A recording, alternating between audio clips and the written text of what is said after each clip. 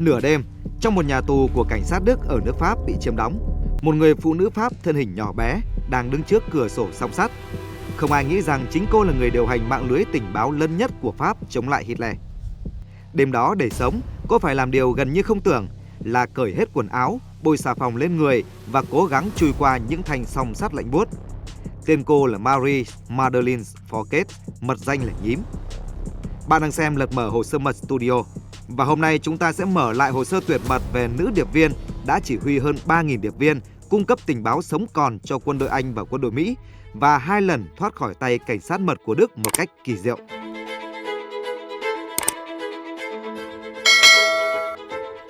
Trước khi trở thành cơn ác mộng của phát xít Đức, Marie chỉ là một cô gái sinh năm 1909 ở Marseille trong một gia đình khá giả. Cha cô làm việc trong ngành hàng hải nên khi còn nhỏ, Marie theo gia đình sang tận Thượng Hải sống, học ở trường Dòng. Ở đó người ta dạy các cô bé phải ngoan, im lặng và nghe lời. Nhưng Marie thì không hợp khuôn. Cô thích tranh luận, cãi lý với cả người lớn, leo cây, chạy nhảy, làm đủ thứ không giống một tiểu thư đại khác.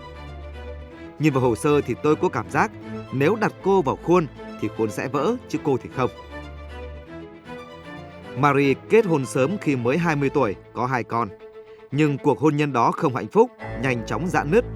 Cô sống xa chồng xa con, một mình ở Paris, vừa tự do vừa đơn độc. Và chính tại Paris, giữa không khí chính trị căng thẳng ở những năm 1930, cuộc đời cô đã rẽ sang một hướng mà có lẽ chính cô cũng không ngờ đến. Trong một buổi gặp gỡ, Marie quen với Georges Loustaunau Lacau, cựu sĩ quan tình báo, một người đàn ông sắc sảo bí ẩn. Ông mang bí danh Navarre. Bề ngoài, Navarre đang làm báo, xuất bản một tờ tạp chí chính trị. Nhưng khi đọc kỹ hồ sơ thì tôi nhận ra rằng tờ báo đó chỉ là vỏ bọc. Đằng sau, ông đang âm thầm xây dựng một nhóm những người chống lại chủ nghĩa phát xít, chuẩn bị cho một cuộc chiến mà ông tin chắc sẽ đến. Navarre nhìn thấy ở Marie một điều rất khác. Cô không sợ tranh luận, không ngại va chạm và nhất là có một sự cứng đầu rất có ích trong nghề tình báo. Ông đề nghị Marie tham gia vào mạng lưới của mình, không phải với vai trò là một thư ký xinh đẹp, mà là một mắt xích thực sự trong một mạng lưới bí mật đang hình thành. Marie đồng ý, và đó là bước chân đầu tiên của cô vào thế giới điệp viên.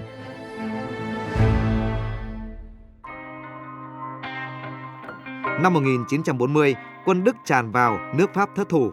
Một nửa bị Đức chiếm đóng, một nửa do chính quyền bù nhìn Vichy kiểm soát. Trong lúc nhiều người còn hoang mang, Navarre và Marie bắt đầu xây dựng một mạng lưới tình báo thực thụ gắn kết với tình báo Anh. Họ đặt tên mạng lưới là Alliance, nghĩa là liên minh. Alliance giống như một cơ quan tình báo ngầm của người Pháp yêu nước, nhưng làm việc rất chặt chẽ với Anh.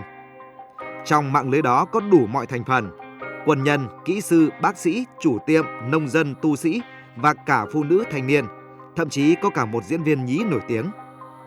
Mỗi người một vai trò, người thì theo dõi tàu ngầm Đức ở bờ biển, người thì vẽ lại sơ đồ căn cứ quân sự, người làm điện báo mã hóa, người lại chỉ đơn giản là người đưa thư, chuyển tài liệu, giấu giấy tờ trong giỏ bánh mì hay dưới đáy xe đạp.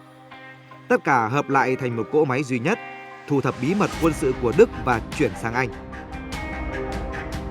Để giữ bí mật, trong mạng lưới tình báo Alliance, ai cũng có mật danh và tên là một loài vật như đại bàng, cáo, cá heo, chim én.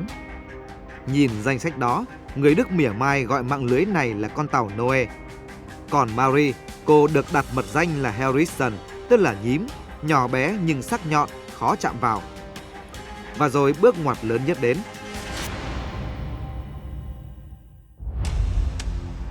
Tháng 7 năm 1941, trong một đợt truy quét, Navarre bị bắt. Người sáng lập Alliance bị tống vào tù. Và đây là chi tiết khiến tôi cực kỳ ấn tượng. Bởi trước khi bị bắt, Navarre đã để lại một quyết định táo bạo.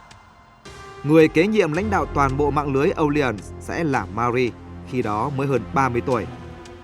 Thời đó, phụ nữ thường không được ngồi ở bàn ra quyết định, chứ đừng có nói đến là chỉ huy hàng nghìn điệp viên trong chiến tranh. Nhiều người trong mạng lưới còn hoài nghi, một người phụ nữ sẽ dẫn dắt chúng ta ư? Đây là chiến tranh, không phải Salon Paris. Nhưng Marie không tranh luận bằng lời, cô chọn trả lời bằng kết quả. Dưới sự chỉ huy của cô, Alliance không tan rã mà còn phát triển mạnh hơn, dần trở thành mạng lưới tình báo lớn nhất của cuộc kháng chiến với khoảng 3.000 điệp viên hoạt động trên khắp nước Pháp. Và chính ở đây cho phép tôi tạm ngắt câu chuyện vài giây. Nếu bạn cũng bị cuốn vào những hồ sơ mật như thế này và muốn chúng tôi tiếp tục những câu chuyện đằng sau các điệp viên, thì bạn có thể nhấn đăng ký kênh Lật Mở Hồ Sơ Mật Studio ngay bây giờ. Nhờ đó mà chúng tôi có thêm động lực và điều kiện để tiếp tục lục tìm những tài liệu thú vị nhất gửi tới bạn. Rồi, ngay bây giờ quay trở lại với nữ điệp viên nhím. Dưới sự tổ chức của Maury, mạng lưới tình báo Orleans gửi về anh những thông tin vô cùng quan trọng. Đó là vị trí căn cứ tàu ngầm U-Boat của Đức dọc bờ biển Đại Tây Dương. Đó là thông tin về tuyến đường sắt, kho nhiên liệu, sân bay quân sự. Và đặc biệt là thông tin về chương trình tên lửa V2, thứ vũ khí mà Hitler hy vọng sẽ thay đổi cuộc chơi. Một nữ điệp viên thuộc mạng lưới tình báo Orleans, Ginny Russell, đã khéo léo moi được thông tin về bãi thử tên lửa ở Peenemünde, giúp đồng minh nhận ra mối đe dọa thật sự và tổ chức ném bom phá hủy. Nhưng mỗi thông tin gửi đi là một lần đánh cược sinh mạng.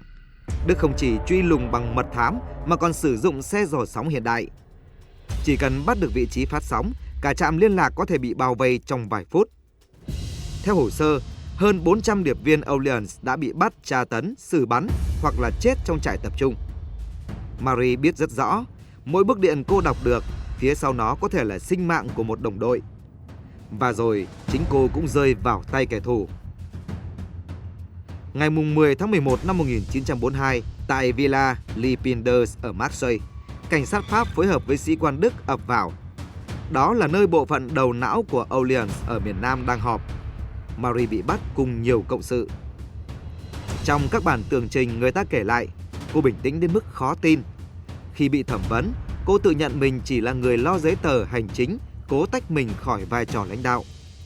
Nhưng điểm thú vị ở đây là trong bộ máy cảnh sát Pháp lúc đó, không phải ai cũng hoàn toàn đứng về phía Đức.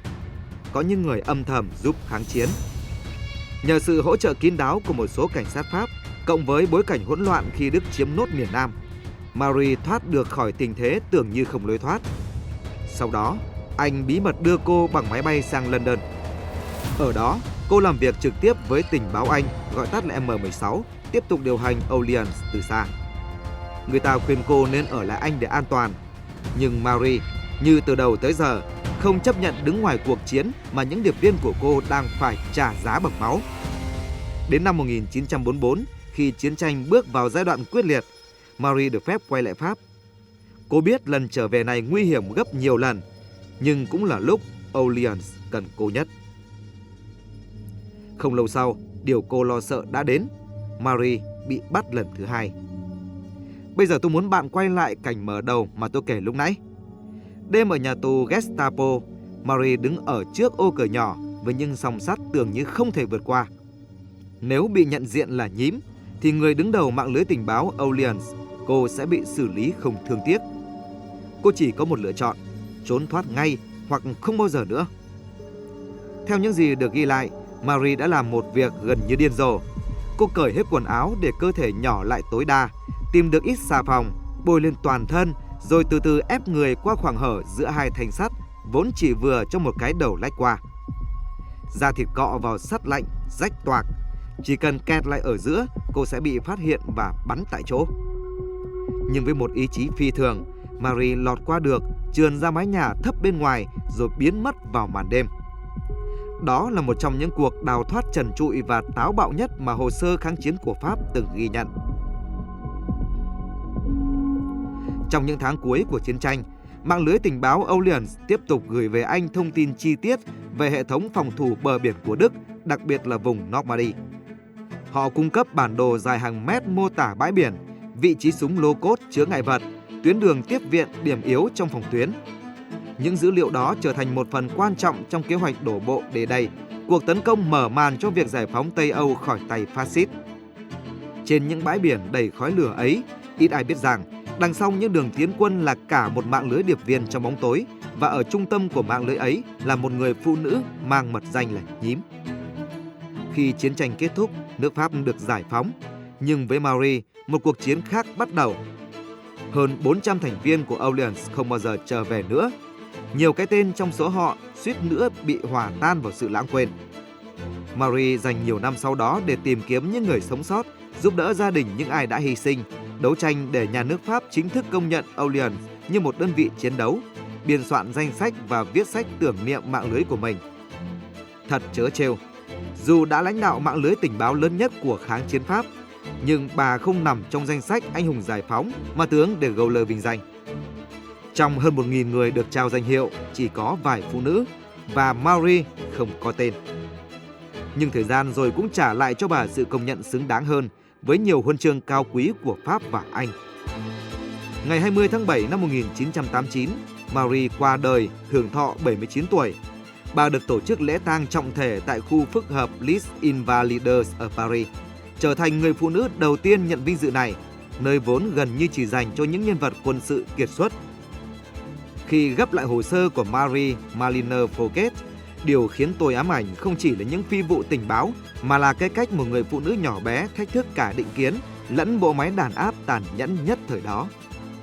Bà, từ một cô gái không chịu ngoan, trở thành người chỉ huy hơn 3.000 điệp viên đối đầu cảnh sát mật của Đức, 2 lần thoát khỏi tay Đức Quốc xã và góp phần quan trọng trong chiến thắng của đồng minh.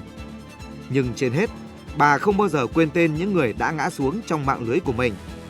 Với bà, không phải quân số trong tổ chức mà là gia đình trong bóng tối. Bạn đang ở kênh Lật Mở Hồ Sơ Mật Studio. Nếu muốn tiếp tục cùng chúng tôi mở thêm những hồ sơ về các điệp viên bí ẩn khác trên thế giới, đừng quên nhấn like, đăng ký kênh và hãy bật chuông thông báo.